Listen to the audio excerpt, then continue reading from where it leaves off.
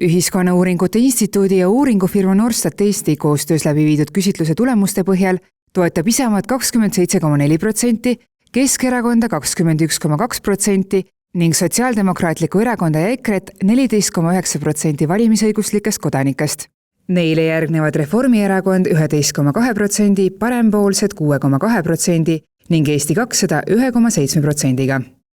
Aga praegust reitingute puhul saabki öelda, et nad on vägagi kristalliseerunud või stabiilsed olnud viimased 4 kuud. Pärast valimisi toimus loomulikult mingid muudatused, aga nüüd ma arvan, muudatusi hakkame nägema alles järgmine aasta. Täna avaldatud turu-uuringute küsitluse tulemused toovad aga välja, et detsembris tõusis Keskerakonna toetus seni pikalt liidripositsiooni hoidnud Isamaaga võrdsele tasemele. Mõlema partei toetus on nüüd 22%. Tema kohta saab ütelda, et ta on tõusev trend.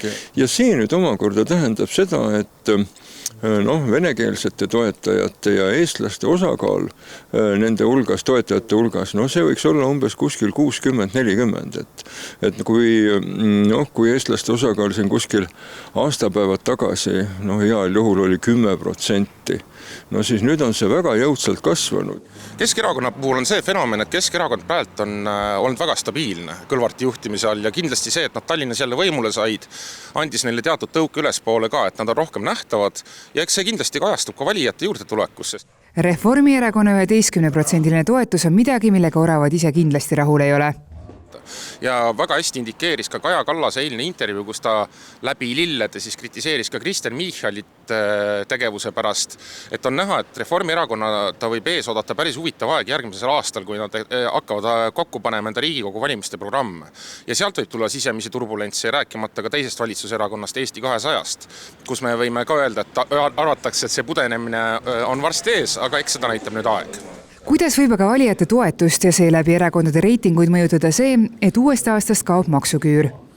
Ega küsimus on valija mälus. Kui ta mäletab väga hästi käibemaksutõuse ja tulumaksutõuse ja siis näeb endal, saab küll selle raha juurde tulumaksuvabastuse näol, siis ma ei julge prognoosida, kas see mõjub positiivselt. Kindlasti tal võib mingi mõju olla, aga ma arvan, et ega ta jällegi midagi uskumatut küll ei tee, eks ole, sest me näeme ikkagi tegelikult on raha ühest taskust teise tõstmisega tegu. Kindlasti vaesema valija puhul võib see tekitada isegi vastuseisu. 2100 eurot või rohkem teeniv inimene saab järgmisel aastal tänu maksuküüru kaotamisele kuus kätte 154 eurot rohkem. Seevastu 1200 eurot teeniv inimene saab järgmisel aastal iga kuu rohkem vaid 10 eurot. Kas see mõjutab ka teie sissetulekut, et ootate te seda? Ma olen kuulnud, et see mõjutab suurema sissetulekuga inimesi, mind see väga ei mõjuta. Ootate seda? Jah, väga tore on rohkem raha saada. Aga on see olnud teie arvates selline mõistlik otsus? Pigem ei, minu arust oleks õiglasem, et need, kes teenivad rohkem, et nemad maksavad natuke rohkem makse. Ma arvan, et kõigil on raske. Ka nendel on raske, kes teenivad rohkem ja eks nad näevad rohkem võib-olla teistsuguseid väljundeid oma elus. Et ma ei arva, et see on vale otsus. Ma ei taha midagi halba öelda, aga tuleb tunnistada, et eks tore ikka, väike võit sealt tuleb.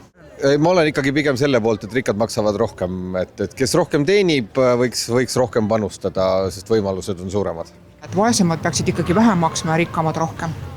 Maksuküüru kaotamine suurendab Eestis süvenevat majanduslikku ebavõrdsust veelgi, sest sellest võidavad kõige enam suurema sissetulekuga inimesed.